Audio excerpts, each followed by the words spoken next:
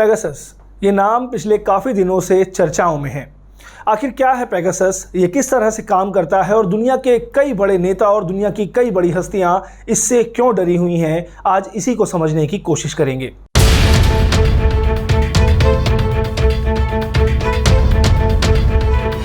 कुछ दिन पहले पेगासस के जरिए जासूसी कराने का ये बड़ा मामला सामने आया है। दुनिया के कई बड़े देशों के राष्ट्रपति, प्रधानमंत्री और दूसरे शक्तिशाली पदों पर बैठे लोगों पर पेगासस के जरिए हमला किया गया है। अमेरिकी अखबार वॉशिंगटन पोस्ट के मुताबिक 50,000 नामों की सूची में मिले संभावित शिकार हुए लोगों में फ्रांस के राष्ट्रपति इमैनुअल मैक्रों, जर्मनी की chancellor Angela Merkel, south Africa के राष्ट्रपति सिरिल रामाफोसा, मोरक्को के किंग मोहम्मद VI, प्रधानमंत्री सादुद्दीन अल अथमनी, पाकिस्तान के प्रधानमंत्री इमरान खान और इजिप्ट के प्रधानमंत्री मुस्तफा मदबूली भी शामिल हैं। पेगासस के जरिए जासूसी की जो फेहरिस्त सामने आई है उसमें भारत का नाम भी शामिल है। इसमें पत्रकारों के नाम भी शामिल हैं और कई विपक्ष के नेताओं के नाम भी।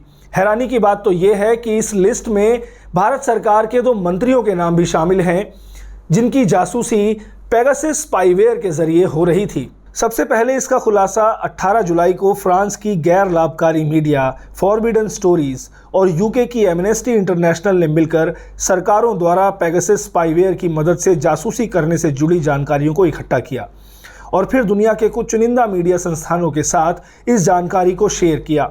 इसे नाम दिया गया पेगासस प्रोजेक्ट। इन 2 संस्थानों के पास 50,000 से ज़्यादा फ़ोन नंबरों की सूची थी। पेगासस प्रोजेक्ट के तहत इस लिस्ट को द वायर, फ्रांस की न्यूज़ संस्था Le Monde, the Guardian, Washington Post, German अखबार सुडॉइश ज़ाइटंग और 10 अन्य मैक्सिकन, अरब और यूरोपियन न्यूज़ ऑर्गेनाइजेशंस के साथ साझा किया गया। पेगासस लीक डाटा में मौजूद भारतीय फ़ोन नंबरों में से कुछ पर किए गए इंडिपेंडेंट डिजिटल फॉरेंसिक एनालिसिस के आधार पर यह पता चलता है कि उन पर पेगासस हैक का प्रयास हुआ था या हो चुका था। द वायर के मुताबिक साल 2017 से 2019 के बीच भारत में 40 से ज़्यादा पत्रकारों की जासूसी की गई और इसके लिए पेगासस स्पाईवेयर का इस्तेमाल किया गया। इस सूची में कई बड़े पत्रकारों के अलावा 3 विपक्षी हस्तियां, सुप्रीम कोर्ट के मौजूदा जज, सुरक्षा संगठनों के वर्तमान और पूर्व प्रमुख, कई उद्योगपति और मोदी सरकार में सेवारत 2 मंत्रियों के नाम भी लिस्ट में शामिल हैं। इनमें मोदी सरकार में आईटी मिनिस्टर अश्विनी वैष्णव और जल संसाधन मंत्री प्रहलाद पटेल की भी जासूसी हो रही थी।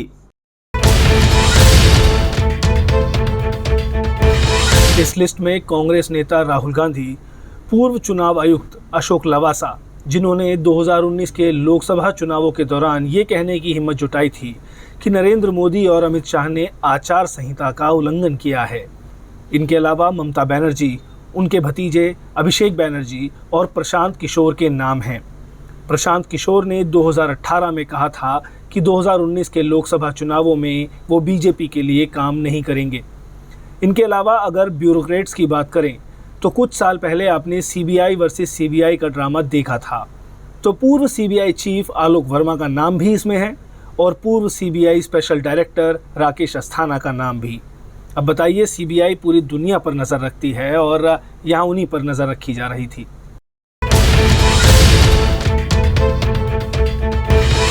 एनएसओ ग्रुप इजराइल में स्थित एक निजी कंपनी है जो पेगासस स्पाईवेयर की निर्माता है। पेगासस आईफोन और एंड्रॉयड उपकरणों में सेंध लगाने के लिए डिज़ाइन किया गया है। ये कंपनी 2010 में स्थापित हुई जिसके 40 देशों में 60 सरकारी ग्राहक हैं। ये एक ऐसा स्पाईवेयर है जो एंड्रॉयड और iOS दोनों ऑपरेटिंग सिस्टम में सेंध लगाने में कारगर है। ऐसा सॉफ्टवेयर है जो सिर्फ एक मिस कॉल से ही फ़ोन में इंस्टॉल हो जाता है और किसी को पता भी नहीं चलता। सिर्फ मिस कॉल से ही नहीं बल्कि व्हाट्सएप पर आए हुए एक मैसेज या ईमेल को क्लिक करते ही आपके फ़ोन की जासूसी शुरू हो जाती है। एक बार ये स्पाईवेयर आपके फ़ोन में इंस्टॉल होने के बाद आपकी हर गतिविधि पर नज़र रखी जा सकती है। सिर्फ यही नहीं, आपके फ़ोन में मौजूद कैमरा, माइक और दूसरे फीचर्स को आसानी से इस्तेमाल किया जा सकता है। आप किससे बात कर रहे हैं, किससे और कहाँ मिलने जा रहे हैं, मिलकर आप क्या क्या बातें कर रहे हैं, सभी कुछ इससे किया जा सकता है। यहाँ तक कि आपके मोबाइल के फिंगरप्रिंट पासवर्ड को भी ये कॉपी कर लेता है। इसका इस्तेमाल आमतौर पर आतंकी गतिविधियों को रोकने और आतंकी संगठनों पर नज़र रखने के लिए और उनके ठिकानों का पता लगाने के लिए किया जाता है। ये स्पाईवेयर सिर्फ किसी देश की सरकार को ही बेचा जा सकता है, किसी व्यक्ति या निजी संस्था को नहीं। फ़ोन टैपिंग और हैकिंग में ज़मीन आसमान का अंतर है। फ़ोन टैपिंग के ज़रिए सिर्फ आपकी बात को सुना जा सकता है कि आप फ़ोन पर किससे क्या बातें कर रहे हैं, लेकिन हैकिंग के ज़रिए आपकी हर गतिविधि पर नज़र रखी जा सकती है। ये समझ लीजिए कि आपके फ़ोन को रिमोट एक्सेस के ज़रिए कंट्रोल किया जा सकता है, जैसा कि पेगासस के ज़रिए किया जा रहा था। 2 अक्टूबर 2018 को सऊदी अरब के पत्रकार जमाल खशोगी की बेरहम हत्या कर दी गई थी। उस समय वो टर्की की राजधानी इस्तांबुल में थे। हत्या की रोज़ वो सऊदी काउंसलेट गए थे। किसी भी देश की एम्बेसी या काउंसलेट को सबसे सुरक्षित स्थान माना जाता है, लेकिन जमाल खशोगी की हत्या काउंसलेट में ही की गई। हैरानी इस बात पर हुई कि उनकी मौत के 4 दिन बाद उनकी मंगेतर के फ़ोन में पेगासस स्पाईवेयर के होने का पता चला। इस हत्या का आरोप सऊदी अरब के क्राउन प्रिंस मोहम्मद बिन सलमान पर है, क्योंकि खशोगी शुरू से ही सऊदी अरब की गलत नीतियों के खिलाफ लिखते थे और यही बात सऊदी क्राउन प्रिंस को पसंद नहीं थी। जून 2017 में खशोगी अमेरिका शिफ्ट हो गए और वॉशिंगटन पोस्ट के लिए काम करने लगे। अमेरिका शिफ्ट होने के पीछे भी बड़ी वजह यही थी कि सऊदी में उनकी जान को खतरा था। पेगासस इस्तेमाल करने वाले जिन देशों के नाम सामने आए हैं उनमें सऊदी अरब का भी नाम शामिल है। इसी तरह से साल 2017 में मेक्सिको में भी एक पत्रकार की हत्या कर दी गई थी। हत्या के बाद पता चला कि इसकी हत्या में भी पेगासस स्पाईवेयर का इस्तेमाल किया गया है। दरअसल इस जर्नलिस्ट ने मेक्सिको के कई करप्शन स्कैम्स को एक्सपोज किया था और उसके बाद इस पत्रकार की हत्या कर दी गई।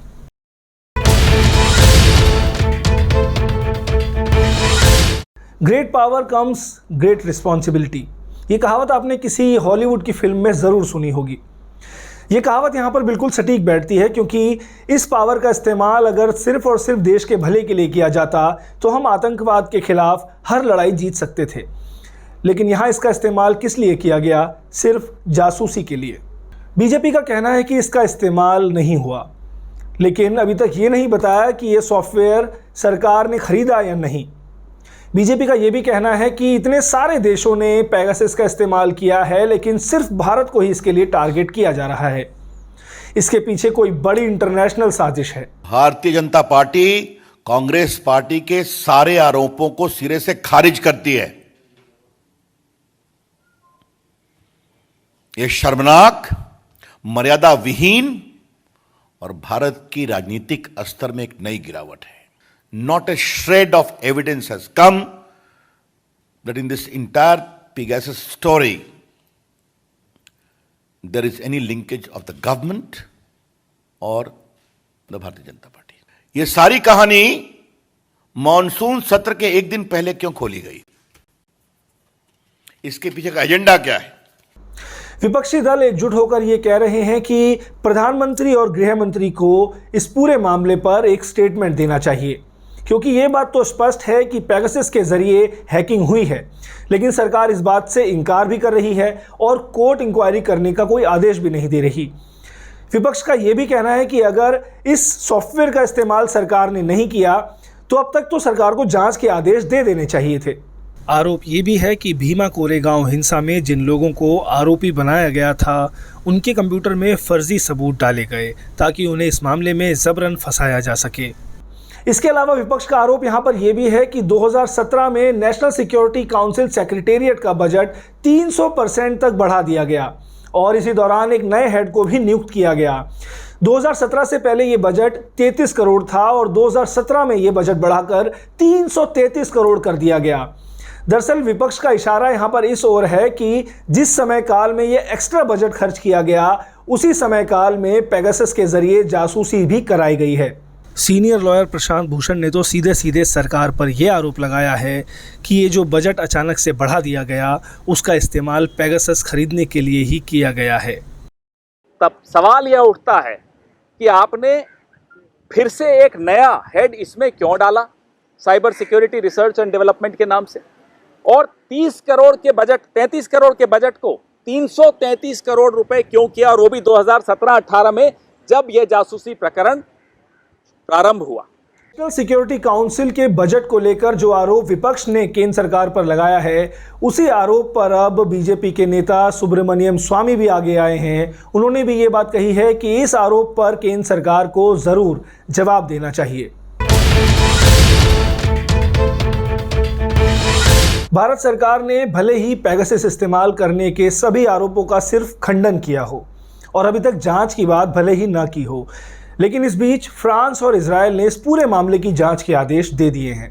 द वायर की एक रिपोर्ट के मुताबिक लीक डेटाबेस में फ्रांस के राष्ट्रपति इमैनुअल मैक्रों के नंबर की जानकारी आने के 24 घंटों के अंदर ही इस पूरे मामले की जांच के आदेश दे दिए गए हैं। इसके अलावा इजरायल ने भी इस पूरे मामले पर एक इंटर मिनिस्टीरियल टीम गठित की है। अब यह समझना भी बेहद जरूरी है कि आखिरकार भारत सरकार पर इतने सारे आरोप क्यों लग रहे हैं।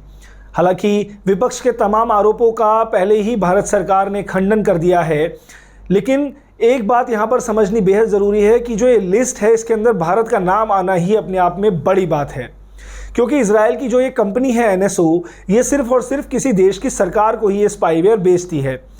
तो अब तक भारत सरकार की तरफ से ये जवाब नहीं आया है कि क्या उन्होंने ये सॉफ्टवेयर खरीदा था या नहीं खरीदा था। केंद्र सरकार ने भले ही इस मामले की जांच के आदेश अब तक ना दिए हों, लेकिन स्टेट लेवल पर पश्चिम बंगाल की मुख्यमंत्री ममता बनर्जी ने इस मामले की जांच के आदेश दे दिए हैं। इस मामले की जांच कमेटी में सुप्रीम कोर्ट के पूर्व जज MB लोकुर और कलकत्ता हाई कोर्ट के पूर्व चीफ जस्टिस ज्योतिर्मय भट्टाचार्य इस मामले की जांच करेंगे। पेगासस मामले पर राहुल गांधी ने गृह मंत्री अमित शाह का इस्तीफा मांगा है। इसके अलावा उन्होंने ये कहा है कि एक हथियार है जिसका ऑथराइजेशन सिर्फ प्रधानमंत्री और गृह मंत्री ही कर सकते हैं, इसलिए प्रधानमंत्री पर भी सुप्रीम कोर्ट इंक्वायरी होनी चाहिए। साथ ही साथ उन्होंने ये भी कहा है कि उनके सभी फोनों को पहले से ही टैप किया जा रहा है। Pegasus is classified by the Israeli state as a weapon. And that weapon is supposed to be used against terrorists. The Prime Minister and the Home Minister have used this weapon against the Indian state and against our institutions. Home Minister को इस्तीफा देना चाहिए और judicial inquiry, supreme court inquiry Narendra Modi पे होनी चाहिए, क्योंकि इस पेगासस को का ऑथराइजेशन और कोई कर नहीं सकता है। इस पेगासस का ऑथराइजेशन प्रधानमंत्री और होम मिनिस्टर कर सकते हैं। लेकिन कई साइबर एक्सपर्ट्स ये मानते हैं कि इस पूरे मामले में एक गहन जांच होनी चाहिए और उस जांच के बाद ही हमें किसी नतीजे पर पहुंचना चाहिए। सिर्फ NSO की कही बात को ही नहीं मान लेना चाहिए। खबर कल आई है वॉशिंगटन पोस्ट के अंदर, जो वायर के अंदर, और ये बताया गया कि किस तरह सैकड़ों लोगों के मोबाइल फोन पेगासस मैलवेयर के द्वारा हैक किए गए। जर्नलिस्ट को, ह्यूमन राइट एक्टिविस्ट को कहा जा रहा है, कुछ राजनेताओं के और जजेस के भी फोन हैक किए गए, और बताया जा रहा है कि ये सरकार की किसी एजेंसी ने किया।